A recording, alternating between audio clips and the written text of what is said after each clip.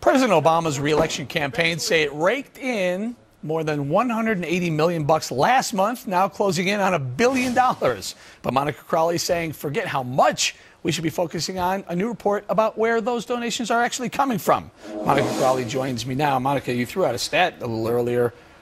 What percentage of traffic is coming from outside the U.S.? Yeah, it's fascinating when you look at this brand new report, which was reported by the Free Beacon and so on. You'll see that 43% of all web traffic going to BarackObama.com, which is the campaign website, 43% of all web traffic going into that website comes from foreign IP web addresses. Now, we're not talking about donations, but we're talking about the total traffic. But it makes it much easier for foreign donations, which are illegal under our system, to come into the Barack Obama campaign. Right, now, talk to us a little bit about what they found as far as foreign donations and the filter when you go to make a donation. Tell us about the filter on the campaign website. Well, under the system we have now, if you donate to a campaign and it's under $200, it doesn't have to be reported.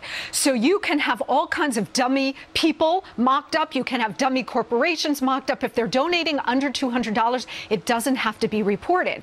We saw this problem last time around 4 years ago with the Obama campaign. All these investigations showed that so many of his campaign donations, hundreds of millions of dollars, could not be traced. They were untraceable. One of the reasons why is, as you just pointed out, there was no, and there's still on the BarackObama.com website, there is no verification firewall. Meaning, if you go on any website and you want to buy something, usually you have to type in the credit card security number, that 3-number thing. There are all kinds of firewalls so that they can trace you to that credit card, you as an American citizen, you as to a U.S. address.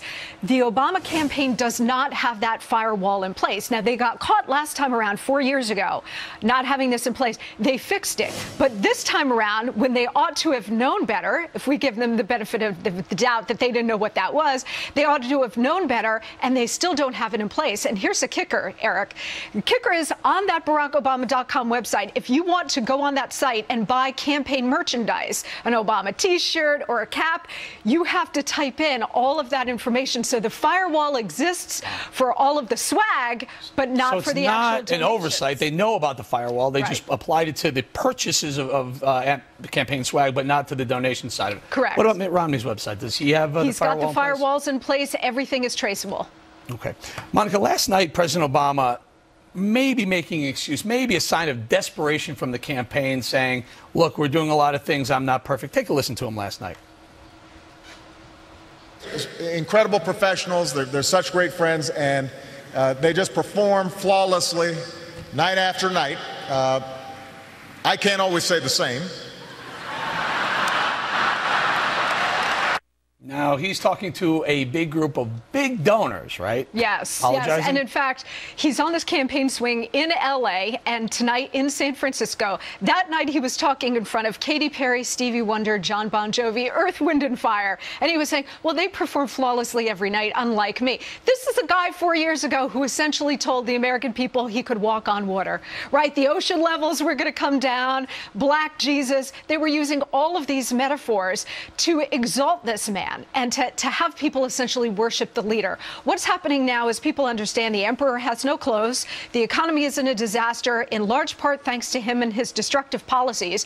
We want somebody who's going to fix this. We want a human being, not somebody who's painted himself as above everybody else, a transcendent figure. We want a competent, brilliant person who can come put America back on the rails. Just about less than half a minute or so. Do you sense a little panic? Do you think these donors who are sitting in the audience are panicking a little, maybe a little buyer's remorse? Well, I think there's a lot of buyer's remorse in the country. These big celebrities, they're diehard Democrats. They're on the far left anyway. I think they're a little worried about their guy at this point, and they should be. All right, Monica Crowley, what's the name of the book? What the Bleep Just Happened. Thanks, Monica. Thanks, Eric.